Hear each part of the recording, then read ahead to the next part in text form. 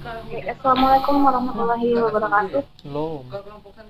Oh, belum. Wassalamualaikum warahmatullahi Belum. wabarakatuh. Kelompok berapa itu pertanyaanku? Ada yang coba di Kami grup. dari kelompok Kabuka di grup 6 yang ingin membahas tentang tugas-tugas klasifikasi kemarin. protokol berbasis Ah, siber. clustering melalui Kan dibagi jam per pengurangan kelompok. dimensi bersama rekan saya, Al Yusuf. Langsung saja materinya klasifikasi dan pengurangan prioritas.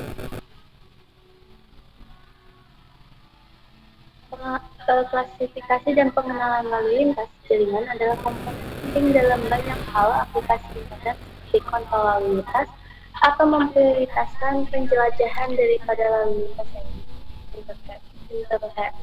intersepsi yang salah membutuhkan pengakuan semua lalu lintas juga penambahan data umum melacak perilaku pengguna akhir, identifikasi aplikasi tertentu, jaminan QoS, menghilangkan transmisi sampah dengan demikian memastikan Kelompok bahwa 4. bandwidth digunakan dengan efisien.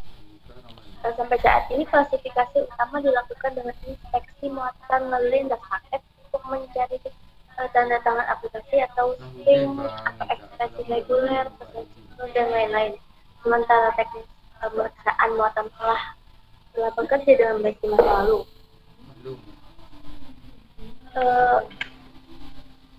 Ada beberapa keterbatasan utama yang diderita oleh klasifikasi ini. Pertama, aplikasi seperti Skype menggunakan teknik yang memberikan tampilan acak header atau optional pilot untuk kombinasi identifikasi protokol pasif. Kedua adalah skalabilitas pengembangan data tanda tangan yang mempengaruhi waktu respon, lalu identitas vendor, skala analisis, lalu pilot menjadi transkripsi, banyak protokol baru diperkenalkan per tahun, banyak protokol menjadi tersembunyi, dan pemeriksaan muatan dapat melanggar privasi sendiri.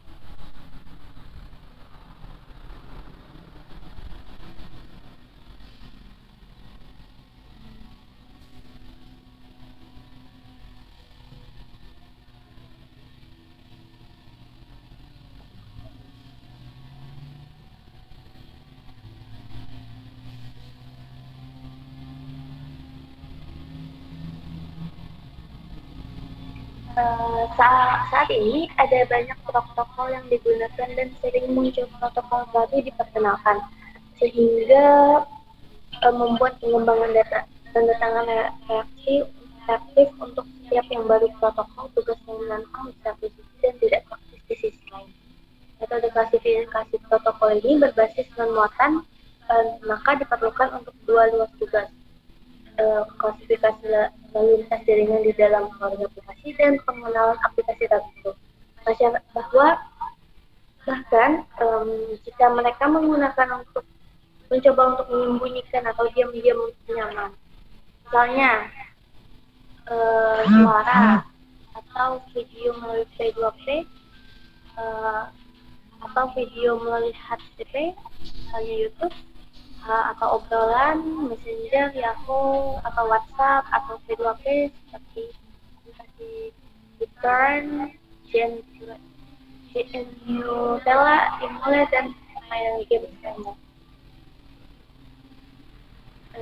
Selanjutnya tantangannya adalah untuk pengembangan metode yang kuat dan kinerja dapat klasifikasikan dan mengenali lalu lintas jaringan secara akurat meskipun aplikasi perilaku bersifat dinamis.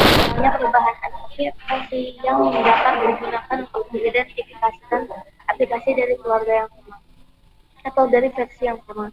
Fokusnya adalah klasifikasi yang didasarkan pada perilaku aplikasi atau host dan bukan pada informasi internal framework.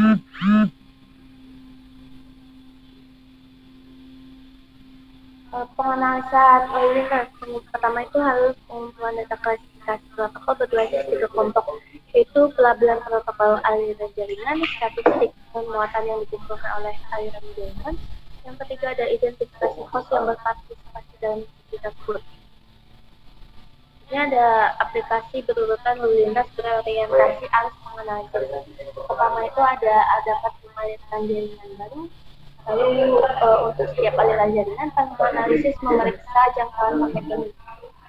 Yang ketiga, penganalisis memilih statistik dari setiap analisis jaringan atau statistik yang dipilih melalui modul jaringan. Caranya ada mulai dari paket data, jumlah paket, rata-rata ukuran paket, tingkat paket, aplikasi server, kecepatan bit paket, volume total, dan rasionya, interval waktu antar paket dan standar deviasinya, lalu total waktu durasi aliran yang dianalisis. Selanjutnya akan dijelaskan oleh rekan saya, Ellen Syafarita.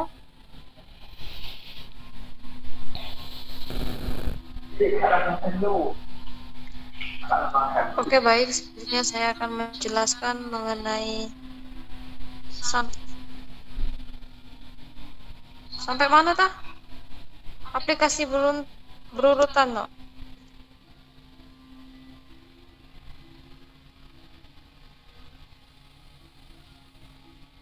Apa?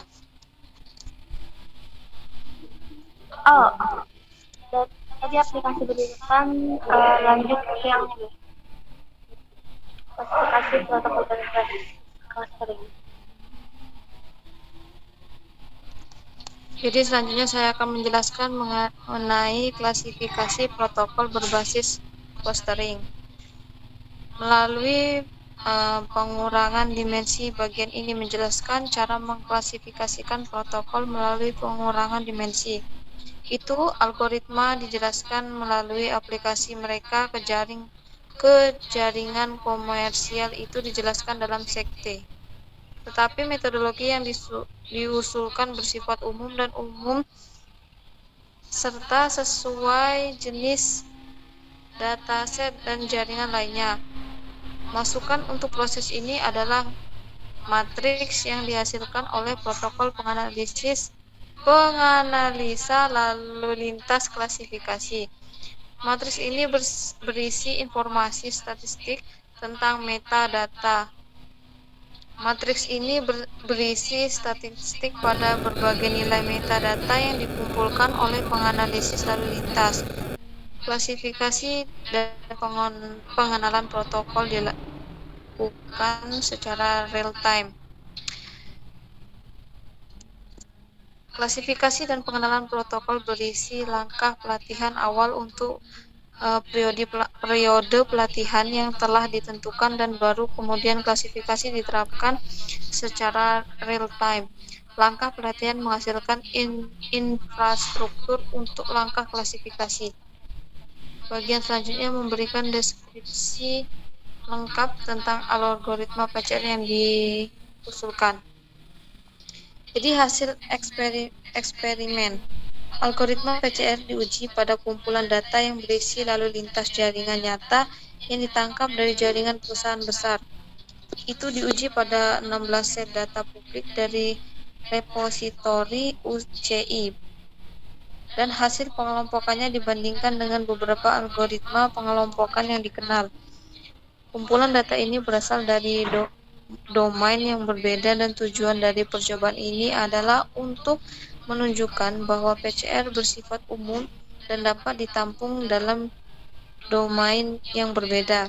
Jadi kesimpulannya, penelitian menyajikan kerangka unik yang didasarkan pada proses difusi dan lainnya metodologi untuk menemukan deskripsi geometris yang bermakna dalam dimensi tinggi kumpulan data.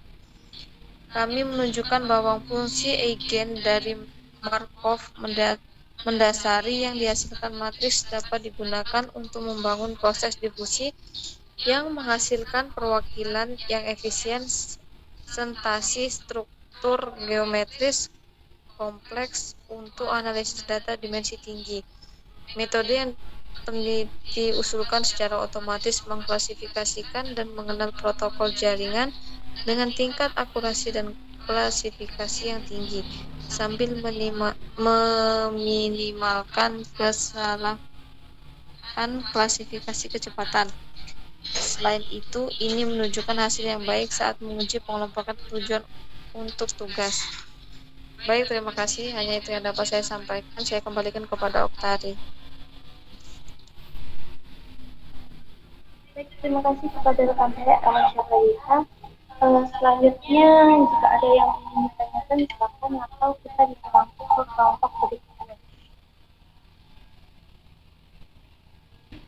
Sekian hasil dari presentasi kami. Terima kasih.